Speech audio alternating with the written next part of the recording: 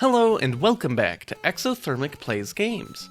I'm Exothermic and the date today is Saturday, August 17th, 2024. I've been doing a countdown of my favorite video games of all time through each day of the year, and coming in at number 137 is Super Mario Bros.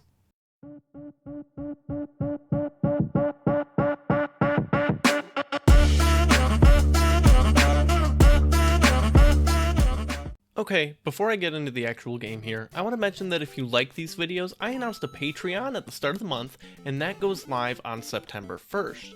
You can check out the info from the announcement video in the description below so you can make your own rankings and maybe even tell me how wrong I am in a ton of future videos. On to the game. I've lauded a handful of games as the reason any of this is here, which is probably fair, since it's hard to point to any one individual thing for something so broad, except for maybe Pong, because without that, nobody would have ever thought these things could actually make money. But Super Mario Bros. Can certainly take partial credit for the industry today as we know it. The whole industry crashed in 1983. I have a spreadsheet with all of the games on my rankings, and one of the sheets in it is a rough timeline of releases.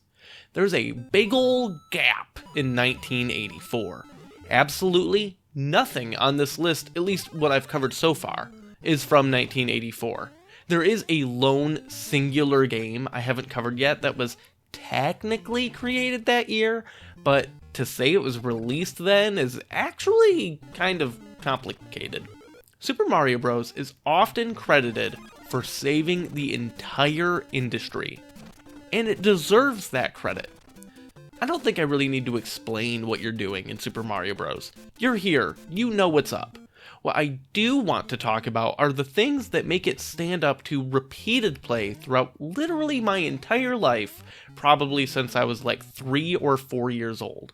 There are a handful of little things that the game did spectacularly that I think it took the rest of the industry a long time. Like, we're talking multiple decades before they figured it out.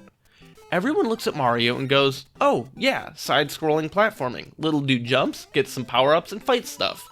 That's true, but the smallest details matter for why Mario still has some of the best game feel ever made.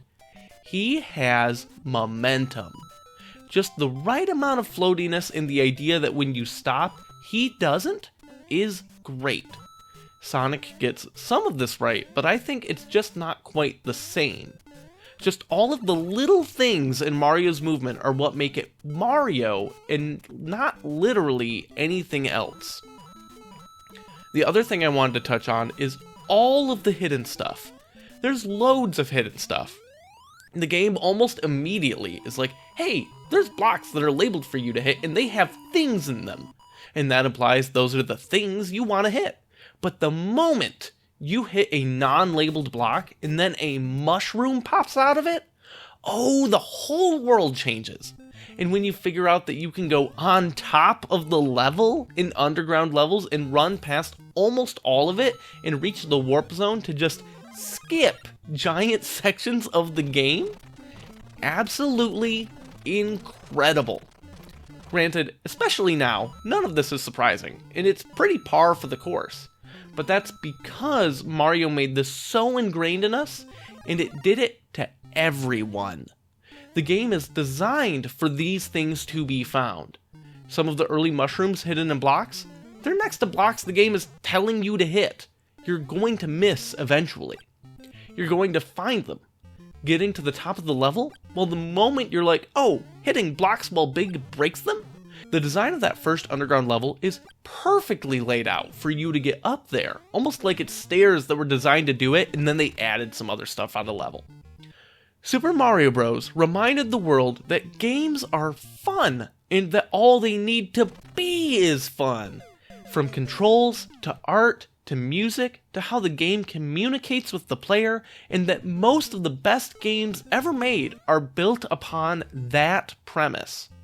Join me tomorrow as I talk about my 136th favorite game, where I get to talk a whole lot about some books instead of the game.